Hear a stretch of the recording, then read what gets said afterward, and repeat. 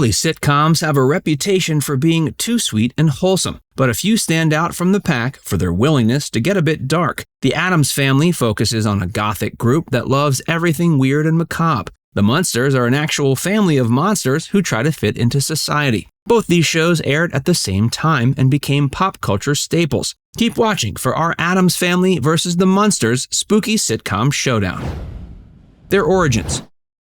Charles Addams worked as a cartoonist for The New Yorker. He created a one-panel comic in 1938 that featured a vacuum cleaner salesman. He ends up at the home of a gothic woman and fur-faced creature. The comic was meant to be a one-off gag, but it turned into Charles's most recognizable body of work. He returned to the characters again and again in hundreds of comics. By 1942, the family grew to include 2 children, a witch, a bald weirdo, and the striped suit-wearing Gomez. David Levy was in charge of programming at NBC in the 60s. He saw the cover for the Addams cartoon collection in a window and loved it so much he set up a meeting with Charles Addams. He came up with the idea to make the characters a family instead of a group of creepy but unrelated faces. He let Charles come up with the names for the characters, except for Wednesday, who was named by a toy company later. David even invented Cousin It, and a lawsuit later settled the rights over him. The Munsters were inspired by the Universal Monsters movies of the 1930s, such as Dracula and Frankenstein. Looney Tunes animator Bob Clampett pitched the show to Universal in 1943. The Universal Monster movies died out in the 50s. Supernatural sitcoms were hot in the 60s, including My Favorite Martian, I Dream of Jeannie, and Bewitched. Gene L. Coons and Les Kolodny and Rocky and Bullwinkle writers Alan Burns and Chris Hayward worked together to create the Munsters. They pitched it as a monster version of The Donna Reed Show.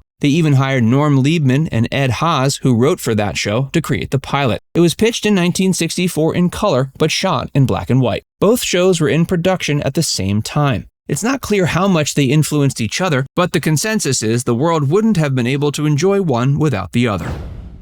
Their original shows.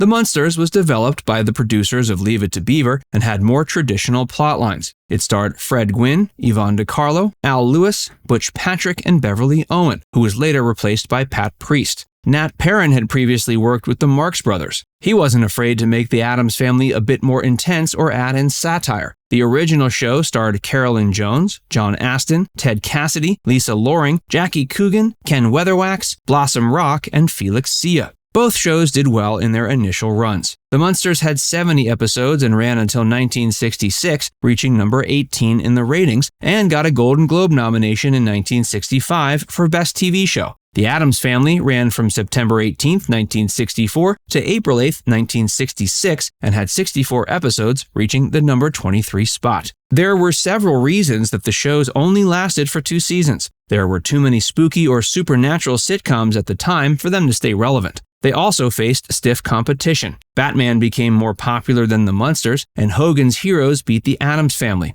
They were eventually canceled, but that wasn't the end of their story. Before we tell you more, be sure to give this video a like and subscribe to Facts First if you haven't already. Their movies and animated shows.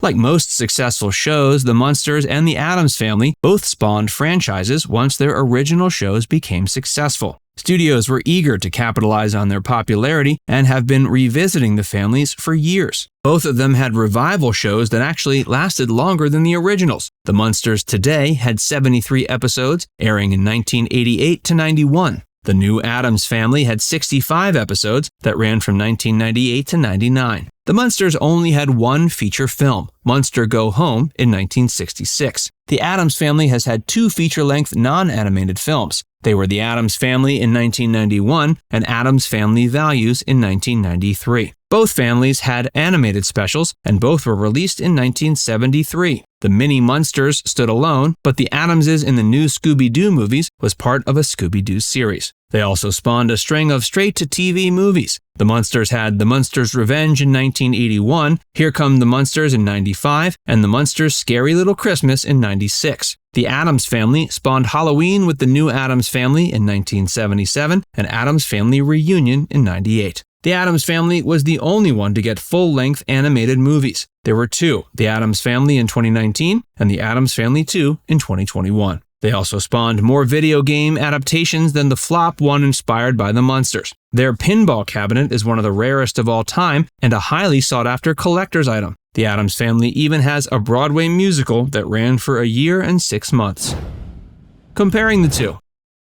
John Astin, the original Gomez, said that he and the rest of the cast never enjoyed the comparisons made between the Addams Family and the Munsters. He felt one was a satirical take on normal life using an abnormal family, while the other was about a normal family who only look odd. Even if the cast prefers that we didn't, it's difficult not to compare the two spooky sitcoms. They had a similar premise, looked a little alike, and aired on TV at the same time. Fans of both will realize they differ in several ways. They have unique theme songs, characters, and plotlines. The Addams Family has the more recognizable theme song. Vic Mizzy composed it, and it ranked number 15 on Paste Magazine's list of top theme songs. This isn't to say the Munsters didn't have a quality theme song. It was nominated for a Grammy in 1965 and sampled in Fall Out Boy's 2015 hit Uma Thurman. It's well known, but it's also an instrumental surf rock style product of its time. Doesn't have the same lasting appeal and recognizability. The Addams Family are rich, drive a 1933 Packard V12 limo, and live in a massive macabre mansion. The Munsters have a car that's a Frankenstein collection of parts. They're also affluent enough to afford a 9-room mansion, but their home isn't as frightening and doesn't have as much character. The family members are also different. Herman Munster towers over Gomez Adam, but Morticia beats out Lily in terms of intimidation. Both Uncle Fester and Grandpa Munster have exciting designs and tantalizing powers.